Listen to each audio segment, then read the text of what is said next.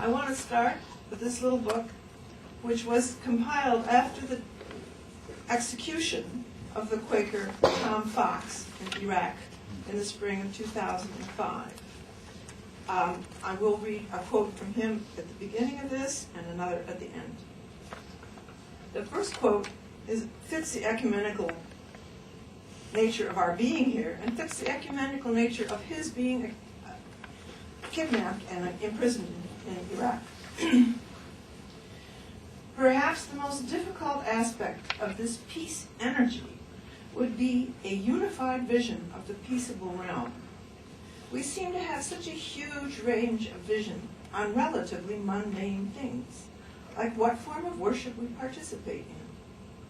Yet, throughout the Hebrew scriptures, as well as the Christian scriptures, and Buddhist and Taoist, and even a good part of the Muslim sacred writings, there is a unified vision. Both Isaiah and Jesus use the metaphor, the way, as did Buddha and Lao Tzu. Muhammad speaks of the straight path. Are they all talking about the direction the force of peace sends us to bring us to a true relationship with God? Although there is no statement that constitutes the peace testimony, there are a number of quotations that are considered fundamental to what it is we are talking about and trying to live. The earliest came from George Fox, who is considered the principal founder of the Society of Friends. He preached and organized in England starting about 1640. Recall that this was a time when, as it has been said, the world was turned upside down with regard to religion, society, and science.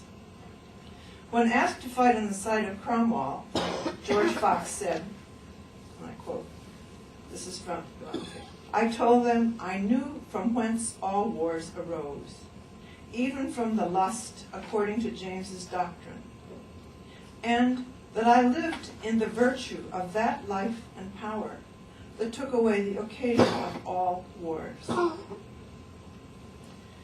And a little bit later he said, our principle is, and our practices have always been, to seek peace and ensue it, and to follow after righteousness and the knowledge of God, seeking the good and welfare, and doing that which tends to peace.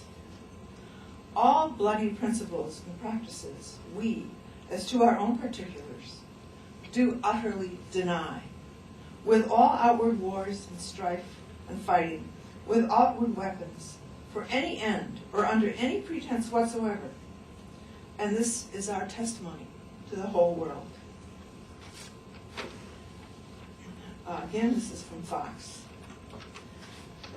That the Spirit of Christ by which we are guided is not changeable, so as once to command us from a thing as evil, and again move us into it. And we do certainly know, and so testify to the world, that the Spirit of Christ which leads us into truth will never move us to fight against any man with outward weapons, neither for the kingdom of Christ or for the kingdoms of this world. James Naylor was a contemporary of Fox's, and he said this, which is so beautiful. There is a spirit which I feel that delights to do no evil, nor to revenge any wrong, but delights to endure all things, in hope to enjoy its own end. Its hope is to outlive all wrath and contention, and to weary out all exultation and cruelty, or whatever is of a nature contrary to itself. It sees to the end of all temptations. As it bears no evil in itself, so it conceives none in thoughts to any other. To take seriously this idea that it is basic to how to live in the virtue of that life and power that takes away the occasion of wars is profound implications for our daily life. I will read two statements that refer to those implications. The first is by John Woolman, who was practically our neighbor down there in Mount Holly, and who lived in the 18th century and traveled around trying to end slavery, telling friends they must not have slaves. And he finally, friends decided they couldn't have slaves and be friends, and they ended it in 1775. I think his insight into the connections of things is deeply profound. And he said, "Wealth is attended with power, by which bargains and proceedings contrary to universal righteousness are supported, and hence oppression, carried on with worldly policy and order, clothes itself with the name of justice and becomes like a seed of discord in the soul. May we look upon our treasures and try whether the seeds of war have nourishment in those our possessions. Holding treasures in the self-pleasing spirit is a strong plant, the fruit whereof ripens fast." A great warning to us all. And now I'll finish back to Tom Fox, these wonderful foxes.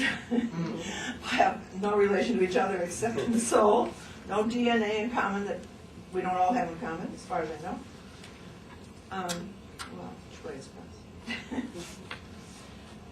So here he is. It's October 22nd, 2005. He is in captivity. And this is what he says. I'm skipping some bits, but when I allow myself to become angry, I disconnect from God and connect with the evil force that empowers fighting. When I allow myself to become fearful, I disconnect from God and connect with the evil force that encourages flight. I take Gandhi and Jesus at their word. If I am not one with God, then I am one with Satan. I don't think Gandhi would have used that word, but Jesus certainly did on numerous occasions. If I am not to fight or flee in the face of armed aggression, be it overt aggression of the army or the subversive aggression of the terrorist, then what am I to do? Stand firm against evil, he quotes with reference to Matthew 5:39, translated by Walter Wink. Stand firm against evil seems to be the guidance of Jesus and Gandhi in order to stay connected with God. But here in Iraq, I struggle with that second form of aggression. I have visual references and written models of the Christian peace teamers standing firm against the overt aggression of an army, be it regular or paramilitary. But how do you stand firm against a car bomber or a kidnapper? Clearly the soldier being disconnected from God needs to have me fight. Just as clearly, the terrorist being disconnected from God needs to have me flee. Both are willing to kill me using different means to achieve the same end. That end being to increase the parasitic power of Satan within God's good creation. It seems easier somehow to confront anger within my heart than it is to confront fear. But if Jesus and Gandhi are right, then I am not to give in to either. I am to stand firm against the kidnapper as I am to stand firm against the soldier. Does that mean I walk into a raging battle to confront the soldiers? Does that mean I walk in the streets of Baghdad with saying American for shaking? No, both counts. But if Jesus and Gandhi are right, then I am asked to risk my life, and if I lose it, to be as forgiving as they were when murdered by the forces of Satan. I struggle to stand firm, but I'm willing to keep working at it.